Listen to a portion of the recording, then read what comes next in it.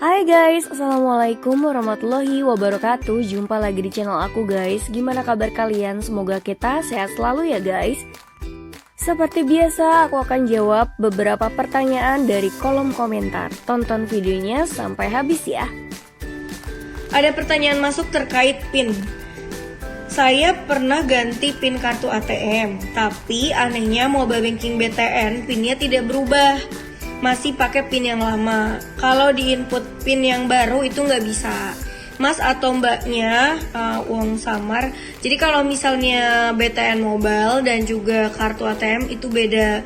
Jadi kalau misalnya pada saat swipe kartu, misalnya pas bikinnya di CS itu swipe kartu bikin 6 digit, kalau disamakan dengan PIN mobile banking atau MPIN itu tergantung pembuatan dari awal. Tapi yang jelas aplikasi atau sistemnya beda.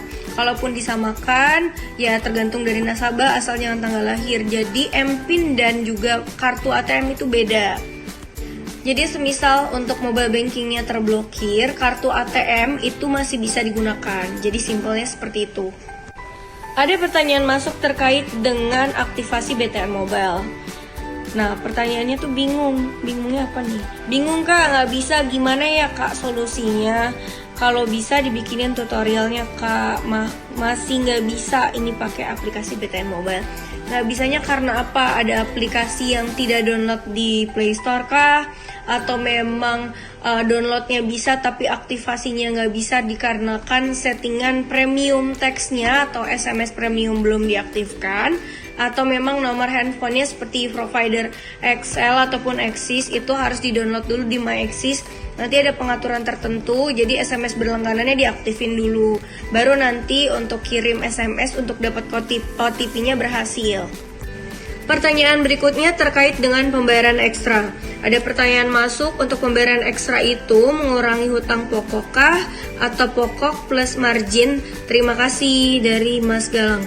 Mas Galang, sebenarnya saya bukan unit terkait, namun informasi yang saya dapat dari bagian tersebut, untuk pembayaran ekstra hanya mengurangi pokok dan angsuran saja. Jadi kalau jangka waktu itu tetap sama. Kalau dulu kan bisa nih dipilih, kalau sekarang hanya mengurangi pokok dan juga angsuran saja.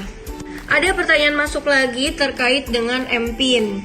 Mobile banking aneh nih, masa input PIN udah benar tapi terblokir gitu. Mas atau Bapak Pak Septian, mohon maaf atas ketidaknyamanannya. Yang jelas untuk sekarang sistem BTN tuh lebih safety. Misalnya kita ketik angka 9 yang biasa di pojok kanan bawah itu diacak. Jadi misalnya 9-nya di tengah kanan atau misalnya di kiri atas gitu.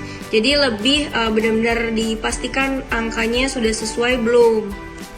Terus sekaligus informasi nih guys, kalau misalnya kalian input sandi kan huruf dengan angka ya pas masuk, atau misalnya ID, dipastikan huruf dengan angka, tidak ada tanda baca, tidak ada koma ataupun ada spasi. Kadang kita nggak ngeh nih, aku juga tahu dari nasabah datang, pada saat datang input ID dan sandi salah nih mbak, salah di mana, padahal udah benar dicek seksama, ternyata ada spasinya di ujung setelah dia input ID ataupun sandinya tuh di belakang ada spasi. Nah itu bisa bikin kalau misalnya kesalahan 2 kali, ketiga kali bisa keblokir. Padahal kalau dilihat-lihat secara mata ini udah sesuai nih, padahal ternyata di belakangnya ada spasi. Nah itu bisa mengakibatkan terblokir. Nah beda ya, kalau MPIN itu 6 digit angka semua, kalau ID dan sandi itu huruf dengan angka. Cukup sekian guys untuk informasi yang aku bagikan, semoga bermanfaat. Lebih dan kurangnya mohon maaf. Wassalamualaikum warahmatullahi wabarakatuh.